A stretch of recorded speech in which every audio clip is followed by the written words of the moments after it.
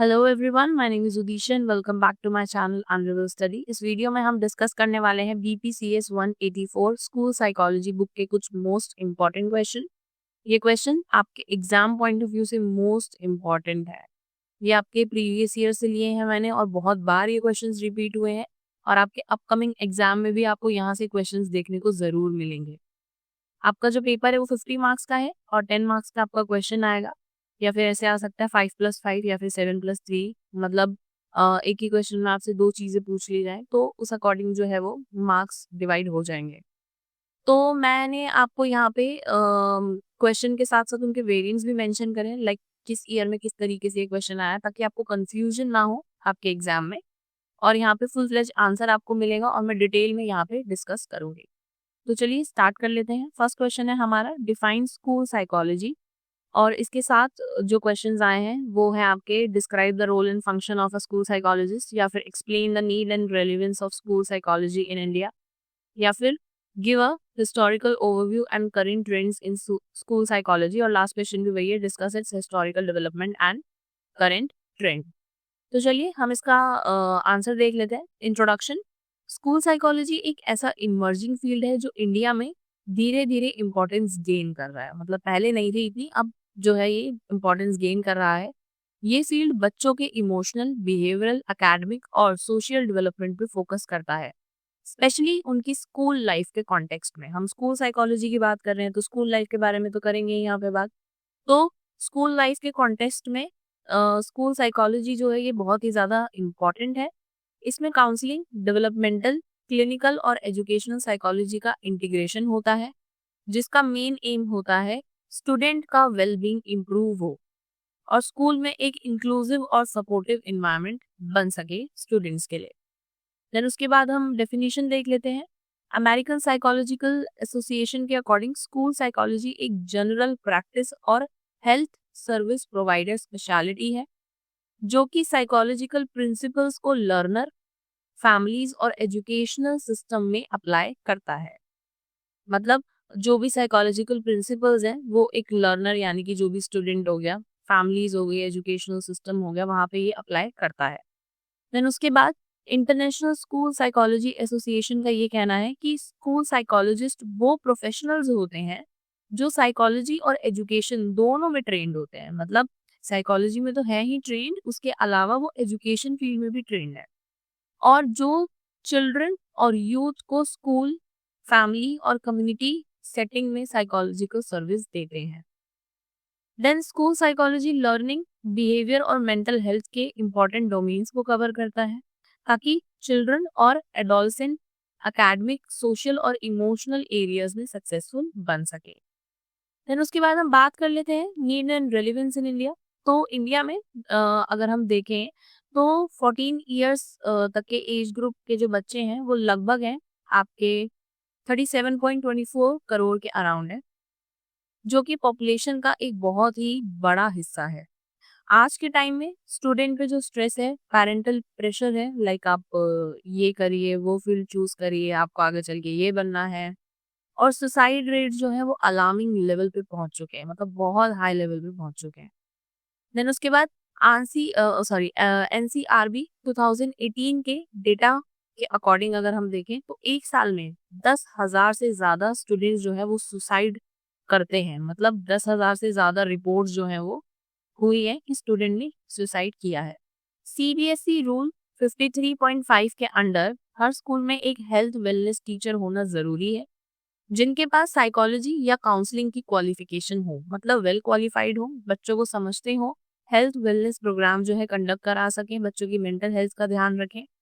National educational policy 2020 में भी mental health, inclusion और इमोशनल सपोर्ट को स्ट्रांगली एम्फसाइज किया गया है। लेकिन अगर हम ग्राउंड लेवल पे देखें तो ग्राउंड लेवल पे अभी भी कई स्कूल्स अंडर क्वालिफाइड लोगों को अपॉइंट करते हैं। इसी वजह से स्कूल साइकोलॉजी को फॉर्मल ट्रेनिंग, क्लियर स्ट्रक्चर और रेगुलेशन के साथ प्रोफेशनलाइज करना बहुत ज्यादा जरूरी है। मतलब एक तरीके से साइकोलॉजिकल फील्ड में अगर आप हो तो आपको एक फॉर्मल ट्रेनिंग मिलती है, क्लियर स्ट्रक्चर मिलता है, लेकिन उसके साथ साथ आपको थोड़ा सा प्रोफेशनल भी होना पड़ेगा। क्यों? क्योंकि स्कूल जो है आजकल अनप्रोफेशनल लोगों को, या हम कह सकते हैं अंडर क्वालिफाइड लोगों को भी अपॉइंट कर लेते हैं इस काम के लिए। और क्योंकि आजकल अगर हम प्राइवेट स्कूल देखें तो अब उन्हें उन्हें सैलरी नहीं देनी होती। सैलरी ना देने की वजह से बहुत स्कूल तो ऐसे होते हैं जहाँ पे एक साइकोलॉजी का टीचर ही नहीं होता, या फिर अगर होता भी है तो उसके पास साइकोलॉजी से रिलेटेड कोई डिग्री नहीं होती। वो सिर्फ आपके एजुकेशन से डिग्री होगी उनके पास। मतलब हो सकता है कि आपका क्लास टीचर हो, कोई सब्जेक्ट टीचर हो, तो वही आपको काउंसलिंग भी दे देते हैं। लेकिन बेसिकली उनके पास वो क्वालिफिकेशन होती ही नहीं है। उनके पास वो ट्रेनिंग ही उन्हें नहीं मिली होती है जो एक साइकोलॉजी स्टूडेंट को मिलेगी। तो वो आपके एजुकेशनल फील्ड के अकॉर्डिंग अपनी क्वालिफिकेशन लेते हैं, बट वो दोनों ही चीज़ें मैनेज कर रहे होते हैं। आपको पढ़ा भी रहे होते हैं और साथ के साथ आपको काउंसलिंग भी दे रहे होते हैं। देन उसके बाद हम बात कर लेते हैं हिस्टोरिकल ओवरव्यू एंड ट्रेंड्स के बारे में। तो पहले स्कूल काउंसलर्स सिर्फ प्राइवेट स्कूल में अपॉइंटेड होते थे, और वो भी मेनली एट रिस्क स्टूडेंट्स के लिए। मतलब जो बहुत ही ज़्यादा रिस्क पर है स्टूडेंट, सिर्फ उनके लिए ही अपॉइंट करते थे। स्कूल साइकोलॉजिस्ट जिनका रोल मल्टी डायमेंशनल हो, ये कॉन्सेप्ट अभी भी इंडिया में काफ़ी नया है। मतलब हमें आप ये समझ लीजिए कि स्कूल्स को ना स्कूल साइकोलॉजिस्ट की बहुत ज़्यादा ज़रूरत है, क्योंकि अब जो टाइम है इतना कंपटीशन का टाइम है। प्लस पेरेंट्स जो हैं वो बच्चों पे प्रेशर डालते हैं। बहुत बार तो प्रेशर इसलिए डाला जाता है कि किसी और के बच्चे ने ऐसा करा है तो आप भी ऐसा करो, या उनको सोसाइटी में जो है अपनी एक इमेज बनानी है अपने बच्चों के थ्रू। मतलब बहुत सारे रीजंस होते हैं। तो इसके लिए वो बच्चों को टारगेट करते हैं, उनके ऊपर प्रेशर डालते हैं। जो बच्चे करना चाहते हैं उस फील्ड में उन्हें नहीं डालते, बल्कि अपनी कोई फील्ड चालू कर देते हैं कि हाँ आप इसमें चले जाओ, आप वो कर लो। बहुत से बच्चे आपने देखे होंगे नीट का एग्जाम देते हैं, और बहुत से बच्चे होते हैं जेई का एग्जाम देते हैं। उनका मन भी नहीं होता है, स्टिल वो दे रहे होते हैं, क्योंकि उनके घर में कभी किसी ने कॉमर्स नहीं ली, आर्ट्स नहीं ली, हमेशा सबने साइंस ही ली है, और सब साइंस लेके कुछ बड़ी बड़ी फील्ड्स में ही गए हैं, इसलिए वो भी जा रहे होते हैं, चाहे उनका मन हो या ना हो। तो ऐसा नहीं करना चाहिए। तो स्कूल साइकोलॉजिस्ट जिसका रोल काफ़ी मल्टी डायमेंशनल होता है, ये कॉन्सेप्ट अभी इंडिया में न्यू है।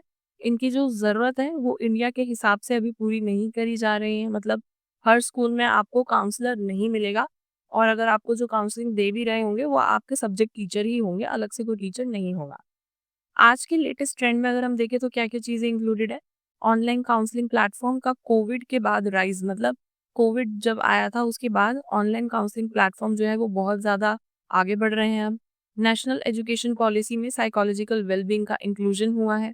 देन उसके बाद साइकोलॉजी कोर्सेज की डिमांड जो है वो बहुत ज़्यादा बढ़ गई है। सीबीएसई का 24/7 counselling helpline for student and parents. मतलब सीबीएसई ने अपना एक काउंसलिंग हेल्पलाइन चालू करा है जो 24/7 वर्क करता है स्टूडेंट्स के लिए और पेरेंट्स के लिए।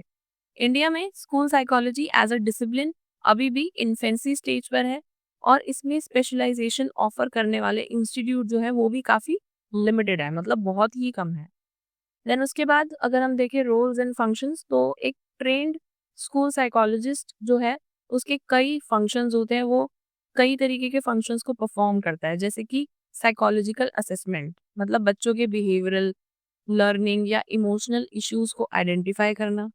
देन उसके बाद काउंसलिंग, इंडिविजुअल या ग्रुप सेशन कंडक्ट करना ताकि स्टूडेंट अपने पर्सनल या एकेडमिक प्रॉब्लम्स को हैंडल कर सके। काउंसलिंग जो है आप उन्हें प्रोवाइड कराओ। देन उसके बाद है कंसल्टेशन, टीचर, पेरेंट्स और स्कूल स्टाफ के साथ मिलकर इंटरवेंशन प्लान करना। देन उसके बाद है इंटरवेंशन प्रोग्राम्स, प्रिवेंटिव और आप कह सकते हैं थेरेपी रिलेटेड जो मेंटल हेल्थ प्रोग्राम होते हैं उन्हें डेवलप करना। देन उसके बाद इंक्लूसिव सपोर्ट, स्पेशल नीड्स वाले जो स्टूडेंट्स हैं उन्हें असिस्ट करना और इंक्लूसिव प्रैक्टिस को प्रमोट करना स्कूल में। क्राइसिस मैनेजमेंट, पेंडेमिक या किसी और इमरजेंसी के टाइम पे बच्चों के साइकोलॉजिकल नीड्स को एड्रेस करना कि उन्हें क्या चाहिए। तो ये कुछ रोल्स या फंक्शंस हम कह सकते हैं एक स्कूल साइकोलॉजिस्ट के होते हैं। तो चलिए कंक्लूजन देख लेते हैं। स्कूल साइकोलॉजी एक क्रूशियल रोल प्ले करता है बच्चों के इमोशनल और एकेडमिक डेवलपमेंट में। आज के टाइम में जहाँ मेंटल हेल्थ एक एजुकेशन रिफॉर्म काफ़ी स्पॉटलाइट में है, ये फील्ड और भी ज़्यादा रिलेवेंट बन गया है। इंडिया में अगर प्रॉपर ट्रेनिंग, लाइसेंस बोलें, इम्प्लीमेंटेशन हो, देन उसके अलावा हम ये देखें कि प्रॉपर फॉर्मल प्रैक्टिस कराई जाए, तो school psychologist genuinely Indian education system का बैकबोन बन सकते हैं और स्टूडेंट के फ्यूचर को सिक्योर करने में उनका की रोल जो है वो हो जाएगा। तो ये आपका प्रॉपर क्वेश्चन था। यहाँ पे जैसे मान लीजिए आपसे रोल्स एंड फंक्शन ही पूछे जाएं तो आप इन पॉइंट्स को जो है वहाँ पे लिख कर आ सकते हैं। आप थोड़ा थोड़ा जो है कंटेंट और ज़्यादा इसमें ऐड ऑन कर दीजिएगा, कुछ एक आधा जो है आप रियल लाइफ इवेंट रिलेटेड कोई भी एग्जाम्पल जो है आप वो यहाँ पे डाल दीजिएगा। ठीक है, नेक्स्ट क्वेश्चन देख लेते हैं। सेकेंड क्वेश्चन ये आपका स्पेसिफिक लर्निंग डिसेबिलिटी से रिलेटेड है, जिसमें आपका discuss the types assessment and early intervention for specific learning disability. Then उसके बाद बाकी के जो नीचे तीनों क्वेश्चंस है उसमें भी कहीं ना कहीं यही पूछा गया है। तो चलिए हम आंसर देख लेते हैं। इंट्रोडक्शन। स्पेसिफिक लर्निंग डिसेबिलिटी यानी एसएलडी एक group of neuro developmental disorder है। मतलब आप ये समझ लीजिए न्यूरो डेवलपमेंटल डिसऑर्डर क्या होता है, आपके ब्रेन से रिलेटेड होता है, ब्रेन अफेक्ट हो जाता है, उसकी फंक्शनिंग अफेक्ट हो जाती है। तो जो एसएलडी है वो एक ग्रुप है न्यूरो डेवलपमेंटल डिसऑर्डर का, जो बच्चों के एकेडमिक लर्निंग प्रोसेस को डायरेक्टली अफेक्ट करता है।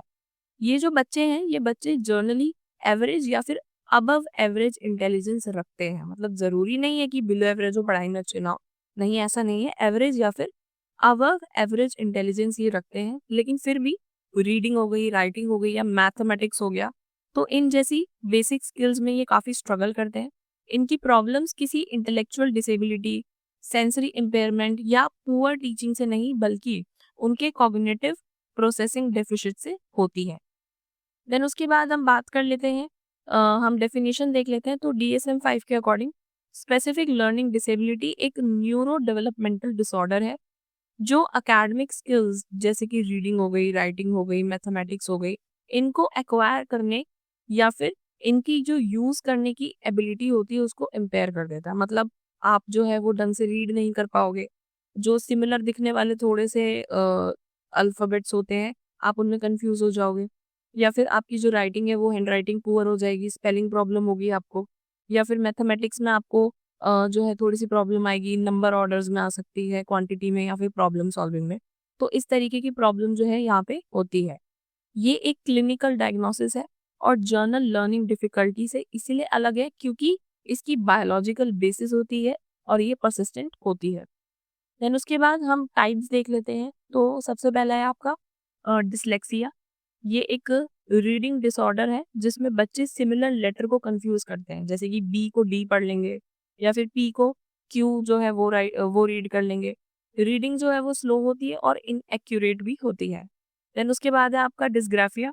इसमें राइटिंग डिसऑर्डर होता है जिसमें आपकी हैंड राइटिंग पुअर होती है, स्पेस गलत होता है, मतलब प्रॉपर स्पेसिंग नहीं दे पाते हो, एक अच्छा फॉर्मेट नहीं दे पाते हो, स्पेलिंग और ग्रामर एरर्स जो है वो बहुत ज्यादा कॉमन होते हैं इसमें। देन उसके बाद है आपका डिस्कैल्कुलिया। यहाँ पे क्या होता है, मैथ्स रिलेटेड डिसेबिलिटी होती है। ठीक है, क्वांटिटी हो गई, नंबर ऑर्डर्स हो गए, प्रॉब्लम सॉल्विंग हो गई, तो इन सब में आपको डिफिकल्टीज होती है।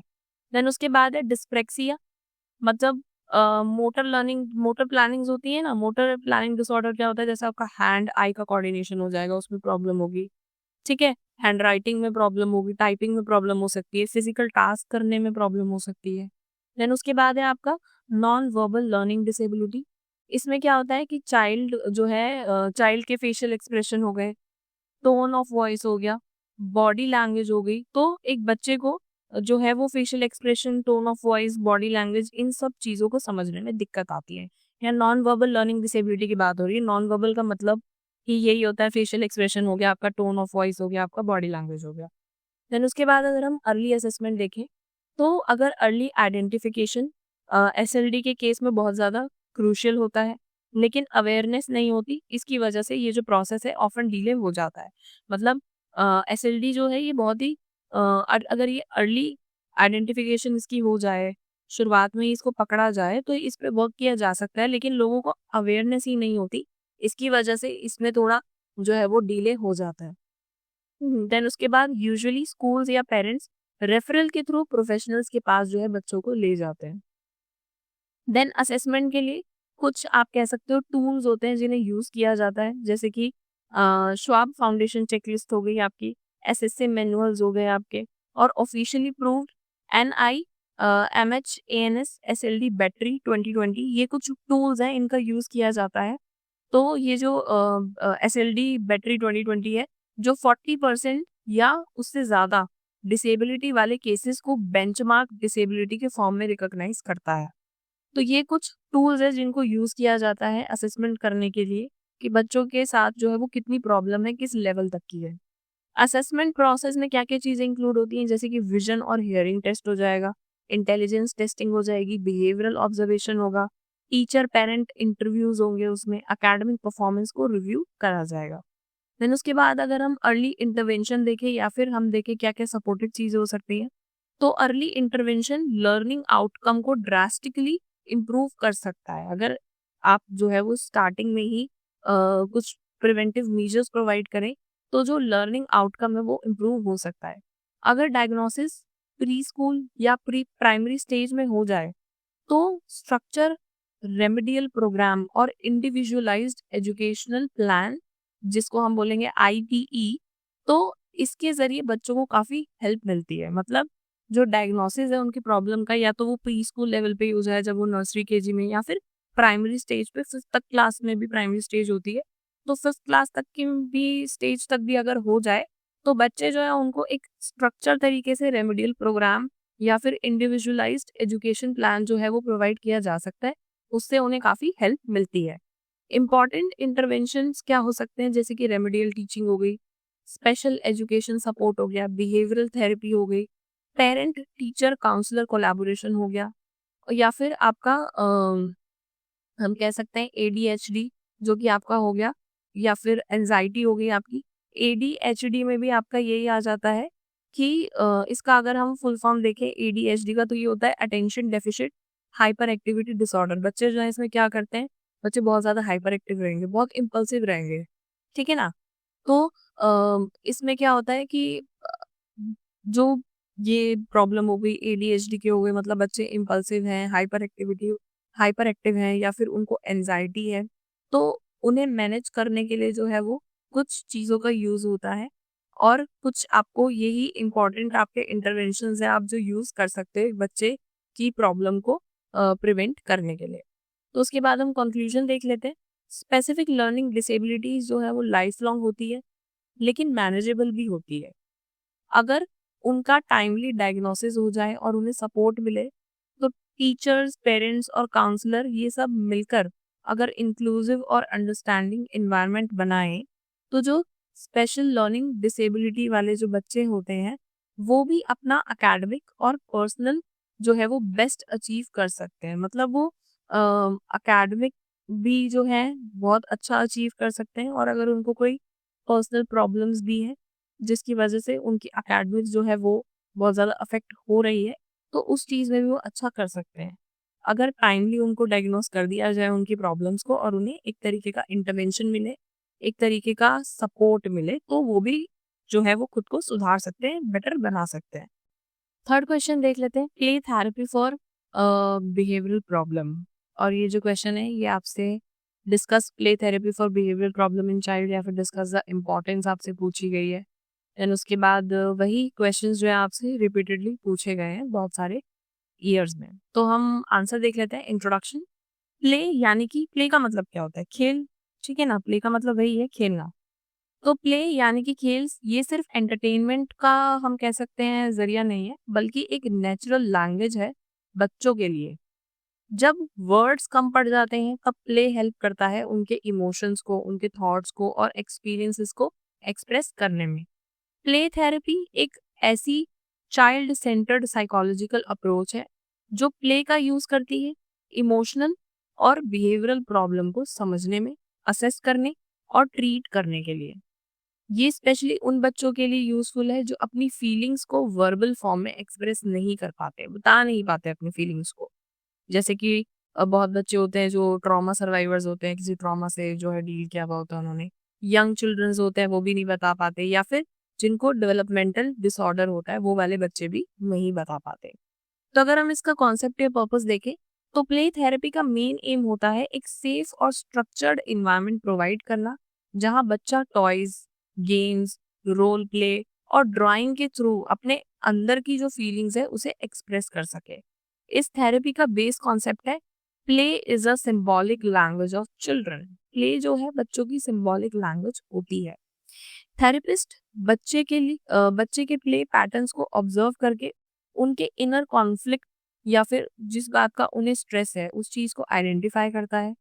इस प्रोसेस में चाइल्ड अपनी डिफिकल्ट एक्सपीरियंस को प्रोसेस करता है और हेल्दियर बिहेवियर सीखता है, और वो भी बिना किसी प्रेशर के एक क्रिएटिव और नेचुरल तरीके से। देन उसके बाद अगर हम इम्पोर्टेंस देखें बिहेवियरल प्रॉब्लम की, तो आजकल के कई बच्चों में बिहेवियरल इश्यूज होते हैं, जैसे कि एग्रेशन बहुत ज़्यादा होता है, विड्रॉल की फीलिंग होती है, एंजाइटी होती है उनके अंदर, ठीक है ना। इन सभी केसेस में प्ले थेरेपी उनके हिडन इमोशंस को सरफेस पे लाने का काम करता है, और बहुत ही सेफ तरीके से। थेरेपी के थ्रू क्या हो सकता है, बच्चे कोपिंग स्किल्स जो है उसे डेवलप करेंगे, इमोशनल सेफ्टी और ट्रस्ट बिल्ड कर सकेंगे, सेल्फ रेगुलेशन और डिसीजन मेकिंग बेटर होती है बच्चों की, बच्चों को सोशली एक्सेप्टेबल बिहेवियर सीखने को मिलता है। ये थेरेपी जो है वो कौन कौन ले सकता है बेसिकली, जैसे कि ट्रॉमा सर्वाइवर्स होती है, जिन्हें ऑटिज्म होता है, जिन्हें एडीएचडी होता है, और एडजस्टमेंट इश्यूज वाले जो बच्चे होते हैं उनके लिए ये काफी ज्यादा इफेक्टिव होती है। देन उसके बाद अगर हम कुछ टेक्निक्स देखें, तो थेरेपिस्ट कई टाइप्स के प्ले बेस्ड टेक्निक जो है उसे यूज करते हैं, जैसे कि रोल प्ले विद पपेट्स और डॉल्स। मतलब बच्चे जो हैं अपनी कहानी किसी और करेक्टर के थ्रू एक्सप्रेस कर सके, इसीलिए रोल प्ले या फिर पपेट और डॉल का जो होता है वो एक तरीके से इस प्ले के जरिए बच्चे अपने आप को एक्सप्रेस कर सकते हैं। सैंड ट्रे थेरेपी, जहाँ बच्चे जो है वो सिंबल्स के जरिए अपने इनर वर्ल्ड को दिखाते हैं। देन उसके बाद ड्राइंग और स्टोरी टेलिंग, जो बच्चे के थॉट्स और फियर्स को डिकोड करने में बहुत ज़्यादा हेल्प करता है। मतलब जिस तरीके की वो ड्राइंग करेंगे, जो स्टोरी टेलिंग करेंगे, ऐसा बहुत बार होता है ना, आपने नोटिस करा होगा, जैसे कि हम छोटे बच्चों को कुछ मान लीजिए हम उन्हें कुछ ड्रॉ करने के लिए कहते हैं, और वो कुछ ऐसा ड्रॉ कर लेते हैं जो उनके हिसाब से अप्रोप्रिएट नहीं है। मान लीजिए हम उन्हें बोलते हैं आप अल्फाबेट जी से कुछ ड्रॉ करके दिखाओ, अब वो जी से ग्रेप्स जो है वो ड्रॉ कर सकते हैं, लेकिन वो ग्रेप्स की जगह गन ड्रॉ कर देते हैं और बोलते हैं जी फॉर गन। तो बच्चे उस टाइम सॉरी पेरेंट्स ये सोचते हैं कि ये बार बार जो है बच्चा अगर उससे पूछे भी आगे जाके कि और भी कुछ बताइए जी से और क्या होता है, तो वो नहीं बता पाता, जी फॉर गन ही बोलता है। तो पेरेंट्स ही सोचेंगे इसे गन ही क्यों पता है, ठीक है ना। क्योंकि ऑब्वियसली बात है कि गन कोई बहुत अच्छी चीज तो है नहीं, और बच्चे को इस एज में जो है वो गन के बारे में मालूम भी है और बार बार उसी को रिपीट कर रहा है। तो हो सकता है कि उसने कहीं किसी सोशल मीडिया से, कहीं टीवी में ऐसा कुछ गलत देख लिया हो, जिसकी वजह से उसके दिमाग में ये चीज बैठ गई है, राइट। तो ड्राइंग के जरिए या फिर स्टोरी टेलिंग के जरिए बच्चे जो है अपने थॉट्स या फिर अपने फियर्स को जो है वो बाहर निकालते हैं। देन उसके बाद board games and symbolic play, जो बहुत ज्यादा स्ट्रक्चर होते हैं और एक्सप्रेसिव मीडियम होते हैं, इनकी हेल्प से भी जो है वो बच्चे अपने इनर वर्ल्ड को एक्सप्लोर कर सकते हैं, उसे बाहर दिखा सकते हैं। ये सब टेक्निक्स एंटरटेनमेंट नहीं है, थेरेपी का पार्ट है, जिनके थ्रू चाइल्ड अपने स्ट्रगल्स को सेफ और इनडायरेक्ट तरीके से प्रोसेस करता है। पहले हमें क्या लगता था, हम स्कूल में ड्राइंग करते थे कि बस हम बोलते भी थे ना ड्राइंग का पेपर है यार, ऐसे ही दे दिया, इसका क्या यूज है, कोई यूज तो है नहीं, हमें तो बनानी भी नहीं आती। बट अगर हम देखें तो एक तरीके से थेरेपी की तरह इसको यूज किया जा सकता है। बच्चा वही बनाएगा जो वो सोच रहा है, राइट। तो बच्चों को एक्सप्लोर करने दिया जाए ताकि उनके जो मन की चीजें हैं वो बाहर आ सके। देन उसके बाद अगर हम देखें जैसे कि आर्ट थेरेपी हो गई आपकी, तो इसके अलावा आर्ट थेरेपी भी एक पॉपुलर इंटरवेंशन है, जिसमें पेंटिंग, ड्राइंग या क्राफ्ट के जरिए बच्चे अपने इंटरनल कॉन्फ्लिक्ट को एक्सप्रेस करते हैं। ये उन केसेस में हेल्पफुल होता है जहां वर्बल कम्युनिकेशन डिफिकल्ट हो, स्पेशली जिन केसेस में ट्रॉमा इंक्लूड होता है। तो चलिए कंक्लूजन देख लेते हैं। प्ले थेरेपी एक पावरफुल नॉन वर्बल टेक्निक है जो चिल्ड्रन के इमोशनल और बिहेवियरल प्रॉब्लम को एड्रेस करता है without making them feel judged और स्केयर्ड।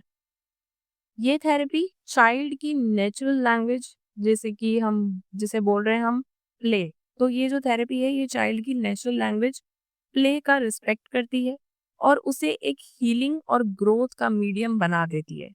जब प्ले थेरेपी को स्कूल और क्लिनिकल सेटिंग में प्रॉपरली इंटीग्रेट किया जाए, तो ये इमोशनल रेजिलियंस और बिहेवियरल इम्प्रूवमेंट के अमेजिंग रिजल्ट्स दिखा सकता है। नेक्स्ट क्वेश्चन देख लेते हैं, क्वेश्चन नंबर 4। ये आपका है इंटेलिजेंस और इंटेलेक्चुअल डिसेबिलिटी से रिलेटेड। ये ऐसे आ सकता है, डिफाइन इंटेलिजेंस।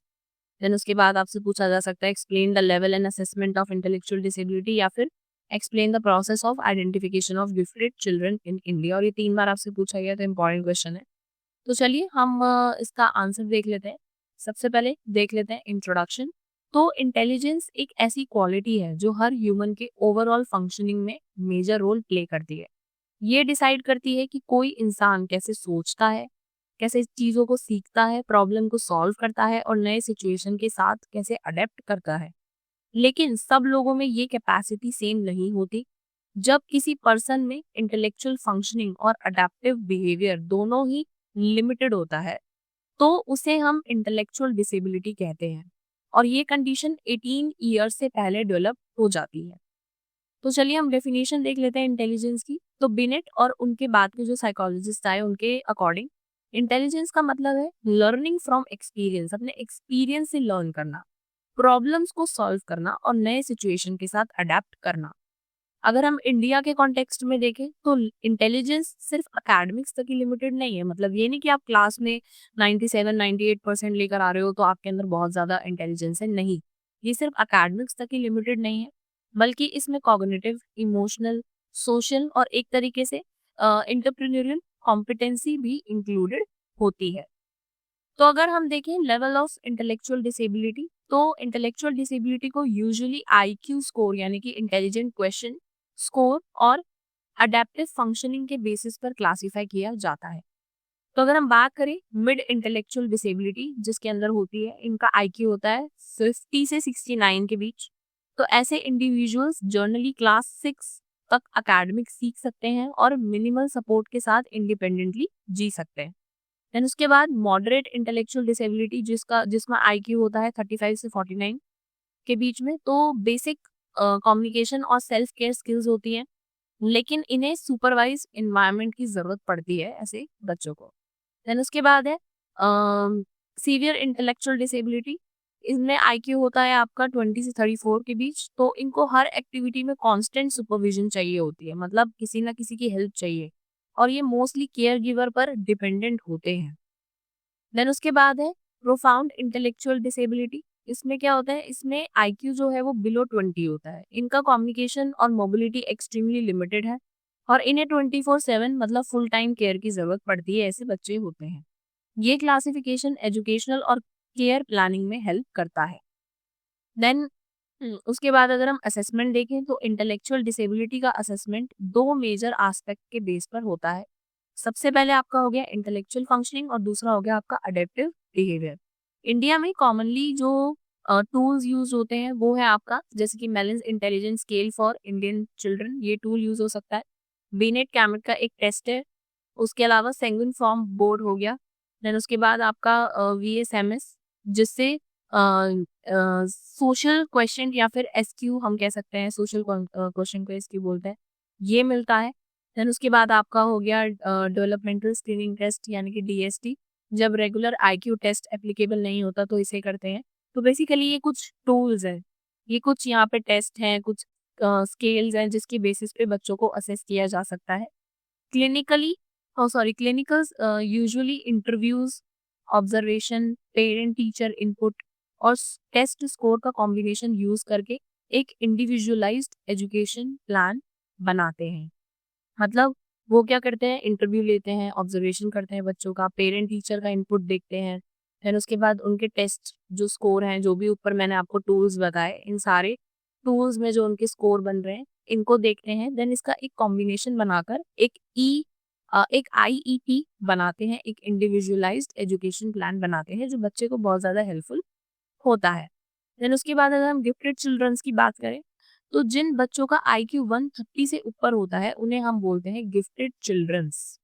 इंडिया में NIAS, दिल्ली यूनिवर्सिटी और अगस्त्य फाउंडेशन जैसे institutes behavioural rating scales, subject test और साइंस बेस्ड एक्टिविटीज के थ्रू गिफ्टेड स्टूडेंट को आइडेंटिफाई करके मेंटर करते हैं।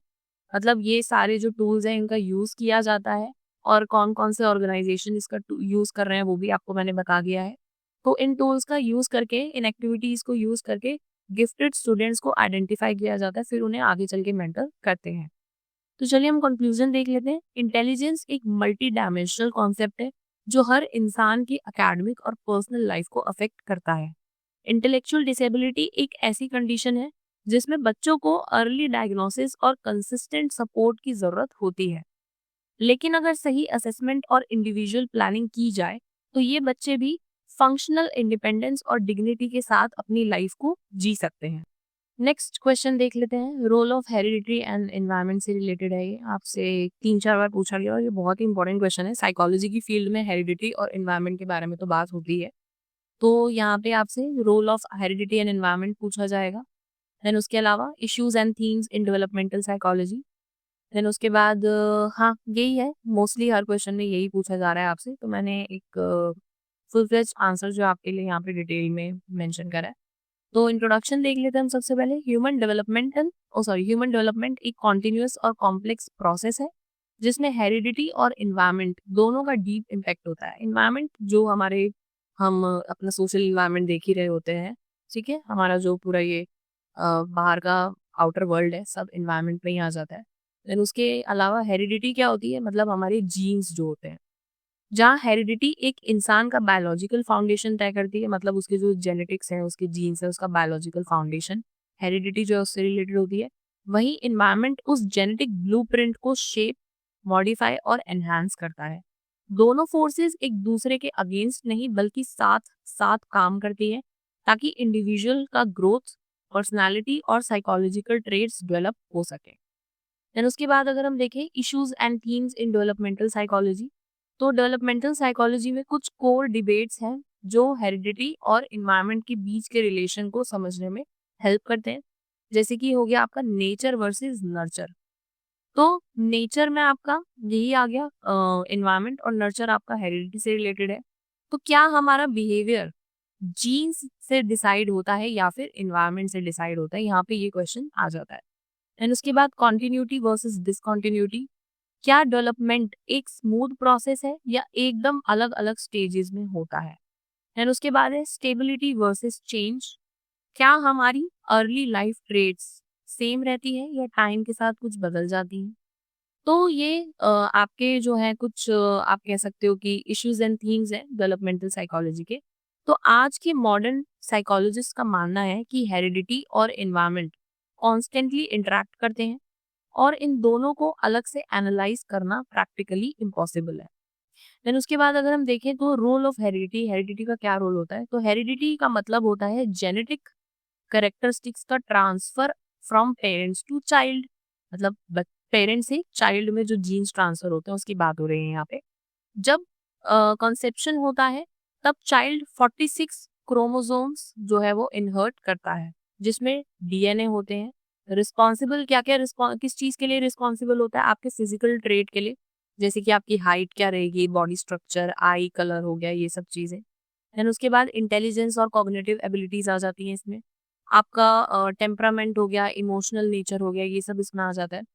अगर हम एग्जाम्पल देखें तो मान लीजिए आइडेंटिकल ट्विन्स हैं, दो ट्विन्स हैं एक जैसे दिखते हैं जो अलग इन्वायरमेंट में बड़े होते हैं, उनमें भी कई बार सिमिलर आईक्यू और पर्सनालिटी ट्रेड्स देखे जाते हैं। ये हेरिडिटी का स्ट्रॉन्ग रोल दिखाता है, लेकिन सिर्फ हेरिडिटी ही सब कुछ एक्सप्लेन नहीं करती। कुछ सेम जीन्स वाले लोग भी अलग अलग कभी कभी बन जाते हैं। तो अब हम नेक्स्ट देख लेते हैं रोल ऑफ इन्वायरमेंट। इन्वायरमेंट का क्या रोल है, तो इन्वायरमेंट का मतलब होता है आपकी फैमिली, आपका कल्चर, एजुकेशन, न्यूट्रिशन जो आपको मिल रहा है, मीडिया हो गया, पीयर इन्फ्लुएंस हो गया, आपका जो भी आउटर वर्ल्ड है वो सब इसमें आ जाता है। ये फैक्टर्स मेजर रोल प्ले करते हैं आपकी लैंग्वेज डेवलपमेंट में। आपको लैंग्वेज जो है वो ऑब्वियसली बाहर आके सीखने को मिलेगी, वो तो आप पेट से सीख कर नहीं आओगे ना। देन उसके बाद आपका हो गया एकेडमिक परफॉर्मेंस।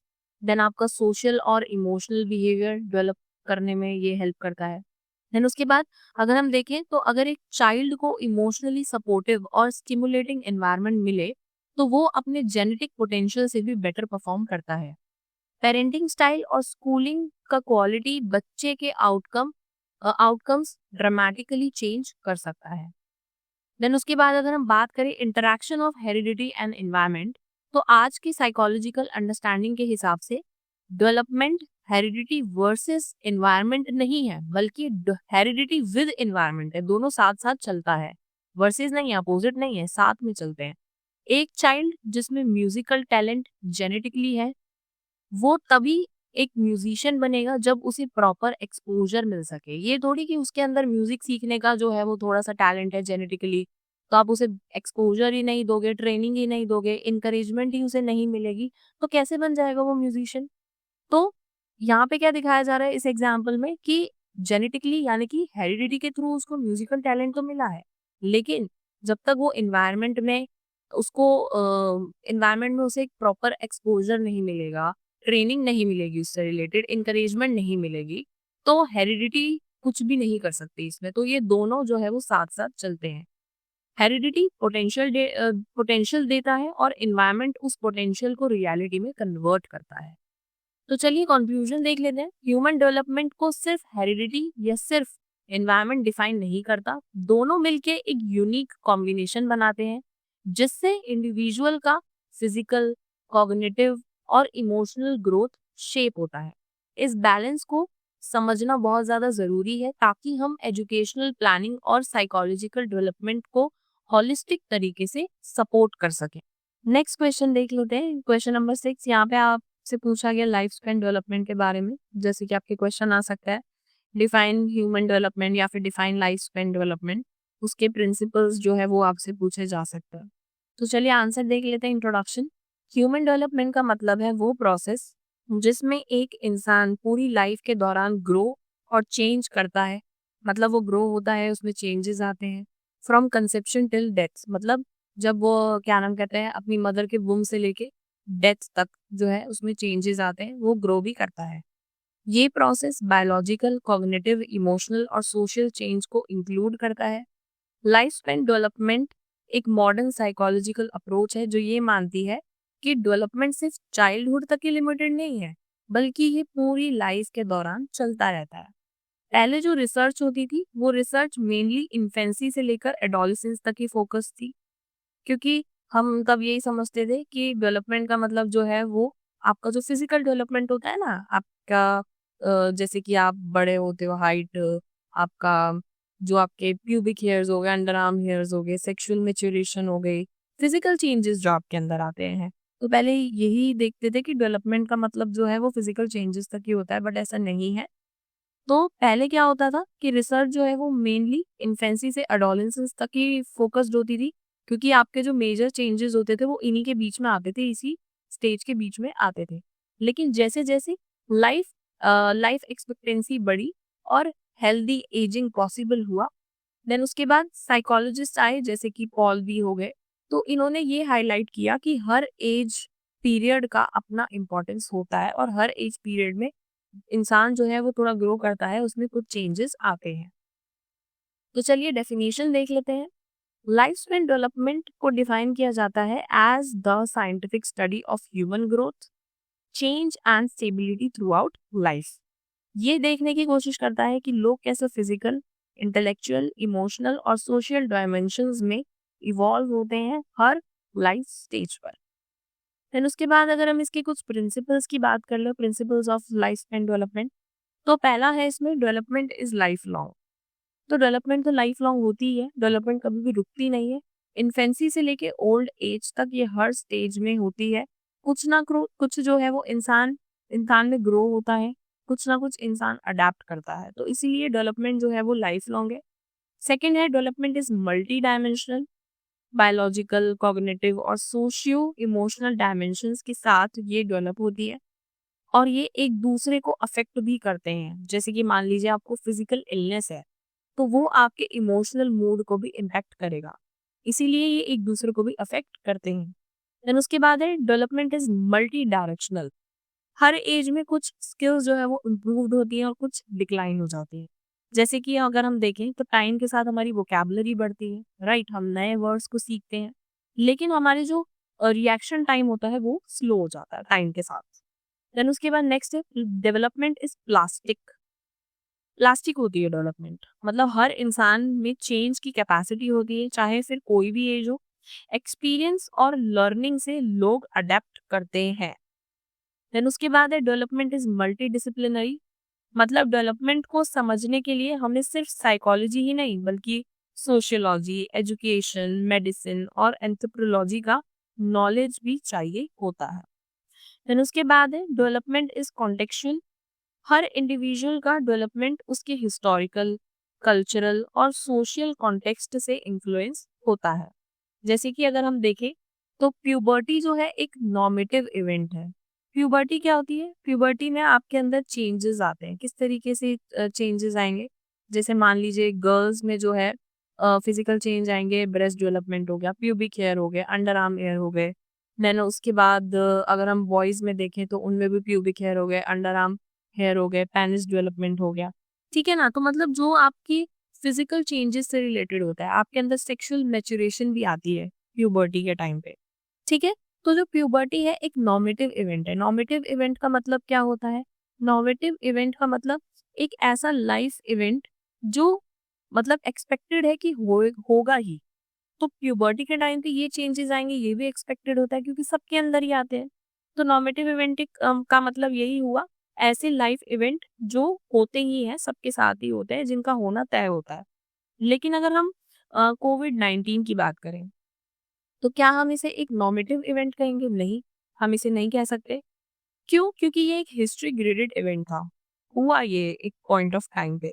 अब किसी का पेरेंटल लॉस हुआ है उस टाइम पे, किसी ने अपनी फैमिली को खोया है, तो ये एक नॉन नॉर्मेटिव इवेंट हो सकता है। मतलब ये ज़रूरी नहीं है ना कि आप अपनी फैमिली को जो है वो उस टाइम पे खो। ठीक है? प्यूबर्टी जो है वो तो एक नॉर्मेटिव इवेंट है, होगा ही होगा।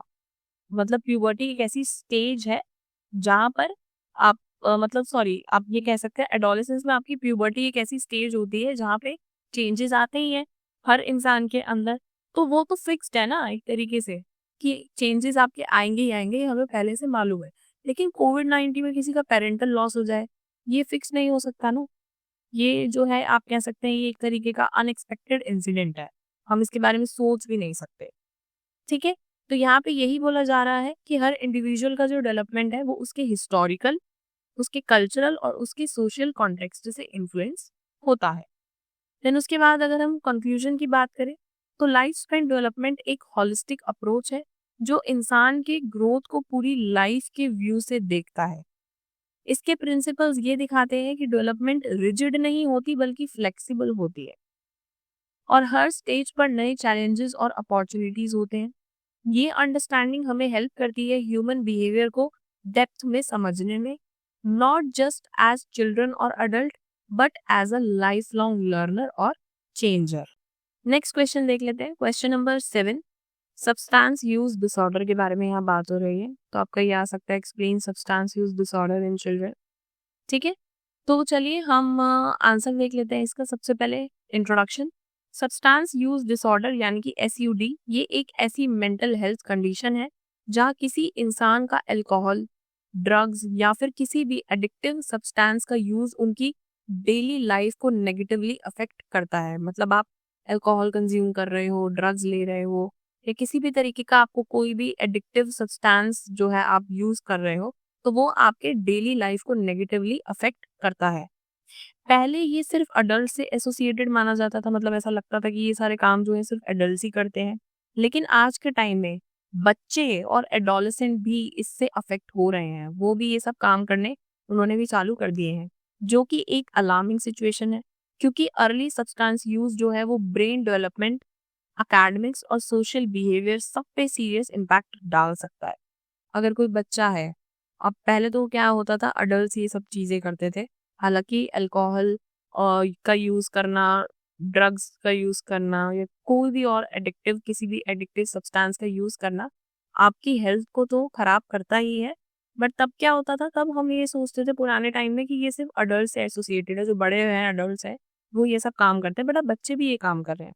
और अगर वो इस यंग स्टेज पे, इतने अर्ली स्टेज पे ये सब चीज़ें करेंगे, वैसे तो किसी भी स्टेज पे नहीं करनी चाहिए, बट अगर इस अर्ली स्टेज पे बच्चे अफेक्ट होंगे, वो भी ये सब काम करेंगे, तो उनका जो ब्रेन डेवलपमेंट है वो उसमें प्रॉब्लम आएगी, उनके एकेडमिक्स में प्रॉब्लम आएगी, पढ़ तो पाएंगे ही नहीं वो, उनका ध्यान ही गलत चीज़ों पे है, उनके सोशल बिहेवियर में भी प्रॉब्लम आ सकती है। तो इन सारी चीज़ों पे सीरियस इम्पैक्ट जो है ये डालता है। देन उसके बाद अगर हम कुछ डेफिनेशन करेक्टरिस्टिक्स देखें तो डायग्नोस्टिक क्राइटेरिया के अकॉर्डिंग सब्सटेंस यूज डिसऑर्डर एक पैटर्न ऑफ यूज दिखाता है जिसमें इंडिविजुअल को सिग्निफिकेंट डिस्ट्रेस या डेली फंक्शनिंग में प्रॉब्लम होती है। मतलब उसकी डेली फंक्शनिंग जो है वो खराब हो जाती है, उसके हेल्थ में जो प्रॉब्लम होगी वो अलग होगी, उसका एक तरीके का डिस्ट्रेस रहता है। ठीक है, इसमें क्या क्या चीजें इंक्लूडेड होती है, जैसे कि बार बार सब्सटेंस यूज करना, उसकी क्रेविंग होना। ठीक है ना, आपने देखा होगा जो लोग स्मोकिंग करते हैं उनको बार बार क्रेविंग होती है, बार बार स्मोकिंग करते हैं, तो बार बार जो है इस चीज का यूज करना, क्रेविंग होना। स्कूल या घर की रिस्पॉन्सिबिलिटीज पूरी ना कर पाना, अपनी फैमिली में आप मिसबिहेव करते हो, उनकी रिस्पॉन्सिबिलिटीज पूरी नहीं कर पाते, स्कूल की जो है वो अकेडमिक रिस्पॉन्सिबिलिटी आप पूरी नहीं कर पाते, सोशल विड्रॉल हो जाता है आपका, आपके अंदर बिहेवियर चेंजेस आते हैं, आपके जो आप ये कह सकते हैं कि आप हार्म होने के बाद भी उसे कंटिन्यूअसली यूज करते हो। जैसे कि आपके अंदर कोई प्रॉब्लम आई, आपकी बॉडी में कोई ऐसा प्रॉब्लम आ गया आपके इस अल्कोहल कंजम्पशन से, ड्रग्स यूज की वजह से, स्मोकिंग की वजह से, कोई भी आपकी बॉडी में प्रॉब्लम आ गई, तो आप हार्म होने के बावजूद भी उस चीज को कंटिन्यू करोगे, उसे छोड़ोगे नहीं। टॉलरेंस और विड्रॉल सिम्टम्स जो है वो भी आपके अंदर डेवलप होते हैं। देन उसके बाद अगर हम देखते हैं कॉमनली यूज्ड सब्सटेंस जो सबसे ज्यादा कॉमनली यूज होते हैं, जैसे कि आपका हो गया अल्कोहल, हो गया निकोटिन, हो गया आपका कैनबीज, हो गया आपका, देन उसके बाद आपका ग्लू हो गया, पेंट हो गया, थिनर हो गया। आपने देखा होगा लोग इसे भी इनहेल करते हैं, या फिर लोगों को इनकी स्मेल अच्छी लगती है। आप किसी ऐसे घर के बाहर से निकलो जहाँ पे पेंट हुआ हुआ होता है, लोगों को उसकी स्मेल जो है वो अच्छी लगती है। ठीक है ना, और कुछ प्रिस्क्रिप्शन ड्रग्स होते हैं वो भी यूज किए जाते हैं। ठीक है, अब आप देखो हमारी जो इंजेक्शंस होते हैं, मेडिसिन होती हैं, उसमें भी कुछ परसेंट तक ड्रग्स यूज किए जाते हैं। ऐसी कुछ मेडिसिन हैं, कुछ इंजेक्शंस हैं जहाँ पे ड्रग्स का यूज होता है, लेकिन वो बहुत ही लिमिटेड उसमें होता है क्वांटिटी में, ताकि आपको एक तरीके से उसका नेगेटिव इम्पैक्ट आपके ऊपर ना पड़े। देन उसके बाद अगर हम रिस्क फैक्टर की बात करें तो कई साइकोलॉजिकल, सोशल और इन्वायरमेंटल रीजंस होते हैं जो अर्ली सब्सटेंस यूज को ट्रिगर करते हैं, जैसे कि पीयर प्रेशर। बच्चे जो होते हैं अपने दोस्तों के प्रेशर में आके ये सब काम करते हैं। ग्रुप में एक्सेप्टेड होने की चाहत, मान लीजिए आप किसी ऐसे ग्रुप में चले गए जहाँ पे लोग ऐसा करते हैं कूल बनने के लिए, अब आपको एक्सेप्ट नहीं किया जाएगा अगर आप ये सब काम नहीं करते हो। और बचपन में तो यही होता है ना, आपको यही चाहिए हमारा एक ग्रुप को, आप एक्सेप्टेड फील करना चाहते हो। तो पीयर प्रेशर और ग्रुप में एक्सेप्टेड होने की जो आपके अंदर एक चाहत होती है वो आपसे ये काम कराती है। पेरेंटल निग्लेक्ट, पेरेंट्स ध्यान नहीं देते। अब्यूज, घर में कॉन्फ्लिक्ट है तो भी बच्चे ऐसे काम करते हैं। लो सेल्फ एस्टीम, एंजाइटी है, डिप्रेशन है तो भी इन सब चीजों का यूज करना स्टार्ट कर देते हैं। अकेडमिक फेलियर और मॉनिटरिंग का लैक, अकेडमिक फेलियर है, कोई बच्चे ऐसे होते हैं जो अकेडमिकली अच्छे नहीं होते, घर पे फिर उनको डांट पड़ती है जो भी है, तो वो ये सब काम करना स्टार्ट कर देते हैं। और घर या नेबर में सब्सटेंस का इजी एक्सेस, मतलब आपके घर में ही मान लीजिए कोई पर्सन है, वो ड्रिंक कर रहा है और कोई कंट्रोल नहीं है उसका, वो खुद ही इतना ड्रिंक कर रहा है कि आपको क्या कंट्रोल करेगा, आप सुनते भी नहीं हो। तो घर या आपके नेबरहुड में आपको इजीली जो है वो इस तरीके के सब्सटेंस मिल जाते हैं, इजी एक्सेस है, तो वहां से भी बच्चा इस चीज को स्टार्ट कर सकता है। बच्चे जो है वो थ्रिल, क्यूरियोसिटी या पीयर प्रेशर में सब्सटेंस यूज स्टार्ट करते हैं, जो कि स्लोली स्लोली अब्यूज बन जाता है। देन उसके बाद हम कुछ सीरियस कॉन्सिक्वेंसेस देख लेते हैं। एडोलेसेंट में सब्सटेंस अब्यूज के मेजर इफेक्ट हो सकते हैं, जैसे कि एकेडमिक डिक्लाइन हो जाना, स्कूल ड्रॉप आउट होना, इमोशनल और बिहेवियरल प्रॉब्लम्स आ जाना बच्चों में, अनसेफ सेक्स करते हैं लोग। देन उसके बाद एक्सीडेंट हो गया आपका, लीगल ट्रबल का रिस्क हो गया आपका। देन उसके बाद long term mental health issues हो गए, एडिक्शंस हो जाती हैं लोगों के अंदर, ब्रेन डेवलपमेंट जो है वो रुक जाती है, डिसीजन मेकिंग एबिलिटी में भी आपकी डिसरप्शन आ जाती है। तो अब हम कुछ प्रिवेंशन या कुछ इंटरवेंशन देख लेते हैं, क्या क्या हम सपोर्ट प्रोवाइड कर सकते हैं। तो अर्ली इंटरवेंशन जो है वो बहुत ज्यादा जरूरी है, और इसमें स्कूल, फैमिली और काउंसलर को मिलकर काम करना बहुत ही इंपॉर्टेंट होता है। आपको स्टार्टिंग में पता चल गया बच्चा ऐसा कर रहा है, तो आप वहां पे उसको प्रिवेंटिव मीजर दें, उसको समझें। कुछ फैमिली क्या होती है और मारना चालू कर देती है, दे थप्पड़ ही थप्पड़, अरे भाई ऐसे नहीं होता है। बच्चों को समझना पड़ता है, उन्हें समझाना पड़ता है। इस एज में वो कुछ भी नहीं समझ सकते, उनको ऐसा लगता है इस एज में कि हमारे पेरेंट्स जो है वो गलत है और हमारे जो पीयर्स हैं उनका इन्फ्लुएंस इतना ज़्यादा है कि वही सही लगते हैं। तो स्कूल को, फैमिली को, काउंसलर्स को, इन सबको मिलके बच्चों की हेल्प करनी चाहिए। इंपॉर्टेंट स्टेप क्या ले सकते हैं? जैसे कि सब्सटेंस अब्यूज पे अवेयरनेस प्रोग्राम चला सकते हैं, कोपिंग स्किल्स और इमोशनल स्ट्रेंथ डेवलप करना, एंड उसके अलावा हेल्दी पीयर बॉन्डिंग को प्रमोट करना कि आप ऐसे ग्रुप को जो है वो छोड़ दो। ठीक है, बच्चों को इस चीज के डिसएडवांटेजेस गिनवाना। ठीक है, स्कूल बेस्ड काउंसलिंग और डी एडिक्टिव रेफरल्स जो है वो आप बच्चों को दे सकते हो। देन उसके बाद ओपन और non judgemental parent child communication encourage करना। मतलब आपको सबसे पहले तो ओपन कम्युनिकेशन के लिए रेडी रहना चाहिए पेरेंट्स को, और दूसरा नॉन जजमेंटल, क्योंकि इस एज में ये सब चीजें बहुत ज्यादा कॉमन हो जाती हैं। क्योंकि आजकल अगर हम अपना इन्वायरमेंट देखें तो ऐसे लोग भरे हुए हैं। तो आप बच्चों के साथ ओपन डिस्कशन करिए, उसे उन्हें समझाइए टाइम से रहते। ये नहीं कि मारना चालू कर दीजिए, नहीं समझेंगे बच्चे, उल्टा और बिगड़ेंगे। तो ओपन डिस्कशन होना चाहिए, नॉन जजमेंटल जो है वो पेरेंट चाइल्ड कम्युनिकेशन होनी चाहिए। तो चलिए कंक्लूजन देख लेते हैं। चिल्ड्रन और एडोलेसेंट में सब्सटेंस यूज डिसऑर्डर एक मेजर पब्लिक हेल्थ कंसर्न बन चुका है। अर्ली प्रिवेंशन, एजुकेशन और सपोर्ट सिस्टम से ही हम बच्चों को लाइफ लॉन्ग डैमेज से बचा सकते हैं। सही वक्त पर की गई इंटरवेंशन उनकी लाइफ को स्टेबल, सेफ और सक्सेसफुल बनाने में हेल्प कर सकती है। तो ये थे आपके कुछ इंपॉर्टेंट क्वेश्चंस। अगर आपको ये हेल्पफुल लगे हो और आप चाहते हो कि मैं इसका पार्ट 2 भी लेकर आऊं, तो आप मुझे कमेंट सेक्शन में जरूर बताइएगा। अगर मुझे अच्छा रिस्पॉन्स मिलता है तो मैं इसका पार्ट 2 भी जरूर लेकर आऊंगी। और आप इन क्वेश्चंस को, जैसे कि आपका ये लास्ट क्वेश्चन था ना सब्सटेंस यूज वाला, आप इसमें कुछ जर्नल चीजें भी ऐड कर सकते हो। मतलब यहाँ पे बहुत सारे कॉन्सेप्ट ऐसे हैं जो हम डेली लाइफ में सुनते ही हैं। तो ये जरूरी नहीं है कि आपको यही पॉइंट्स लिखने हैं, आप खुद भी अपने पॉइंट्स जो है वो बना के आ सकते हो, अपना आंसर बहुत ही अच्छे से फ्रेम करके आ सकते हो। So if you found this video helpful, please give it a like, share and subscribe to my channel, and don't forget to hit the bell icon so you never miss any update. अगर आपको इसके PDF notes चाहिए तो आप मेरे Telegram channel से ले सकते हैं।